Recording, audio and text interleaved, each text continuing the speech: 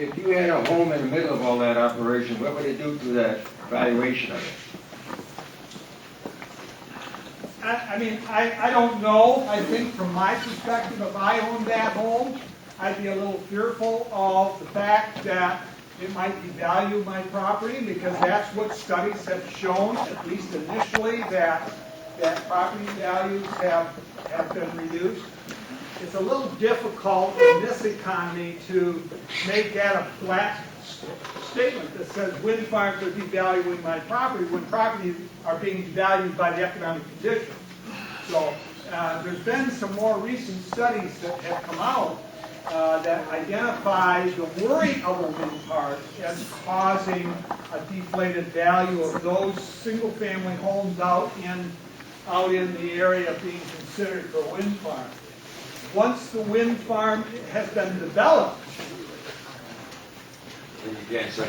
then what happens is the property values spike up faster. I'm reporting this from a study. Spike up faster than the areas away from the wind farm. Two cases in point.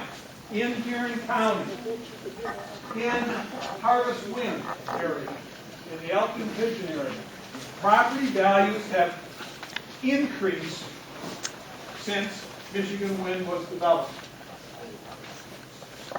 Because why? Because agricultural values in Huron County have gone up.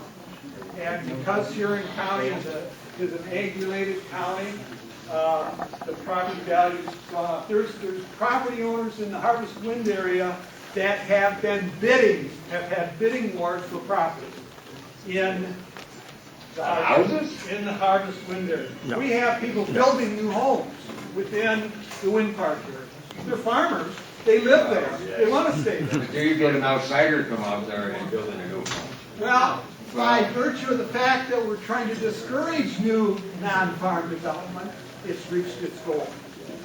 We don't want non-farm development to occur in those areas. With their orders, they probably couldn't build in any of it. You said you had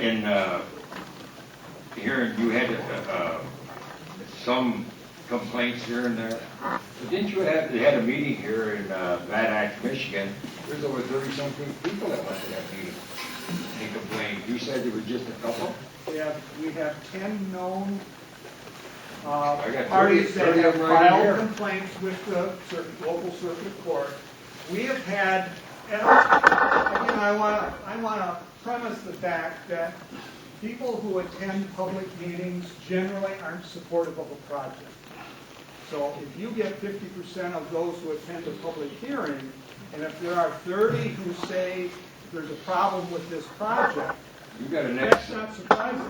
you got an ex-senator, 2 commissioners, 2 clerks, the township clerks in here that complain. Are these people all nuts or what? If there are widespread concerns about wind farms in Huron County, I'll reverse the question.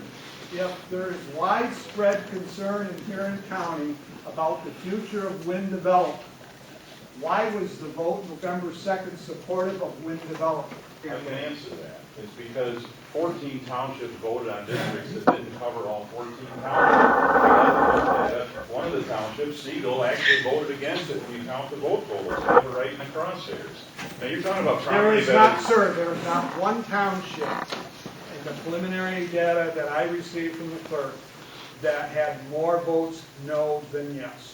I am pretty sure the Siegel Township did, but I I defer think to your you're going to find judgment. out it was 22 to 21. Okay. I examined that same, that's amazing. When you talk about property valuation, were you referring to the Ben Holmes study from the Berkeley National Lab? Is that the one you're talking No. about? You were not? No, one that came out in August of 2010. Because you realize that Mr. Hone now, that's the study that the developers brought to us, was the Berkeley study. And in that study, they suggest now, the author of that study is now suggesting it would be best for developers to offer a property value guarantee. Do you support that? Don't know enough about it to say one way or the other. No, I think I have to go back by saying that the purpose of the goal that the planning commission has in place is to discourage future non-farm development. Which may not apply here depending on That our may not ordinance. apply, that's right. Is there any other planning commission questions? If not, I'd open the floor up to people who would like to speak, ask a question, and like I say, this is a question and answer period. If at all possible, if you have an opinion, this is not the format for that, so if you have a question, please come up to the podium and state your name because our secretary is recording the questions that are asked. So if you would just come up to the podium. Thanks. My name is Kevin Green, and I do agree that anything can be done with the plan. Wind is heavily subsidized, and with you're not agreeing that wind is heavily subsidized wind energy. Well, the producers know that. With the state and the country in such disarray economically, what happens when the subsidies are reduced or altogether withdrawn? What do the wind producers do then? Are the windmills just left to stand? I mean, obviously, we have a plan for that going in, because subsidies are subsidies, and they're not going to last forever. What is your plan for I that? think the question is what happens when the subsidies go away, and that's a very real concern with the new senators and the new legislatures that were voted in on November 2nd.